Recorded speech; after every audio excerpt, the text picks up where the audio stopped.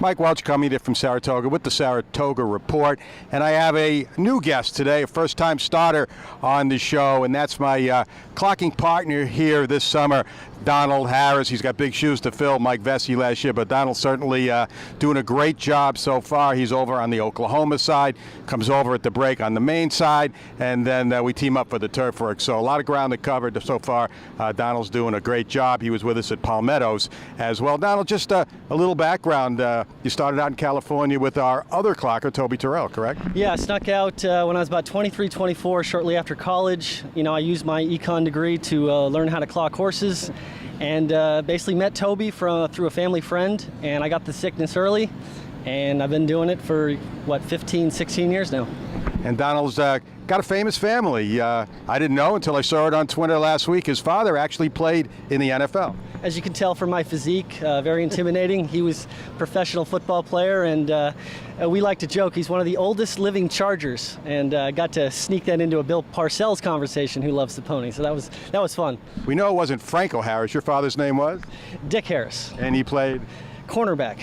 Okay, so let's get to the relevant stuff now. We'll talk about the workouts. We're going to look at the feature races here over the next couple of days from a workout standpoint, and the main event coming up, as far as that goes, is on Sunday. It'll be the Shoevy for fillies and mares, a Grade 3, brought together a compact but pretty well-matched field. Now on the Oklahoma side, Donald has seen one very important member of this field a couple of times, and that is Ivy Bell. Yeah, Ivy Bell from the small barn of Todd Pletcher. I would say the horses logged a couple bullets, but the drill I liked the most was on the 14th, where it was kind of an Energizer Bunny type move, where it was slow early and progressively just kept getting stronger. I just had my watch on the horse the entire time and just kept going. And the splits, let me call them out: 126.2, 102.4, 115 for 6, 128, out a mile, and 143. So you know the horse is fit when you're galloping out like that in the Oklahoma. And one thing about Ivy Bell, I've seen plenty of her myself, and she's always been a very good workhorse, and that's kind of what you see from her.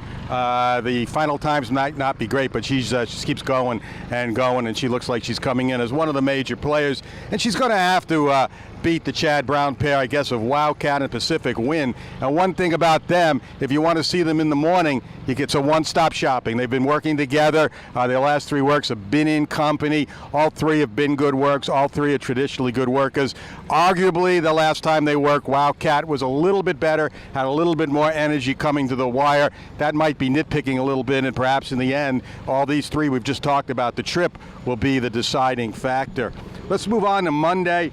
Weather permitting, and that's a big question mark around here. We have the Coronation Cup scheduled at 5.5 furlongs on the turf. We haven't seen a lot of these horses, but we have seen the same horse, each of us, one time each, and that's Jonathan Thomas's Tesora. And I know she's impressed both of us. Yeah, she's a sweet moving filly. It's one of those athletes that when they're in their stride, they're kind of floating over the surface. And I know we've both seen her, we both liked her. She does things easy and always stands out. And one thing about Jonathan Thomas's horses, they all seem to work in the same manner, kind of reserved early, finish up well. Do you get that same impression? Yeah, I think it's typical for a turfer. You want them to relax, you want them to cover up, and then respond when the real running begins. And we're waiting for the big horse, Catholic Boy. I don't think he was over there today. I think maybe weather postponed him. One other horse I saw that's in this race that might be relevant is Broadway Run. Broadway Run is on 2 good races.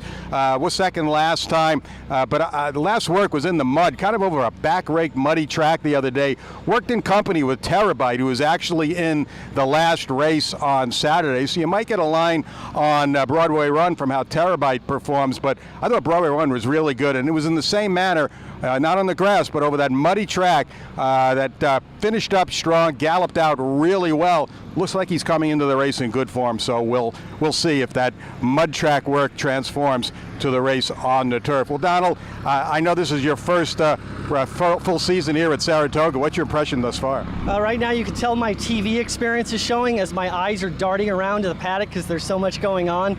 But I walked in here and I was just telling you, it's madness. I just walked in. There's such a vibe to this place.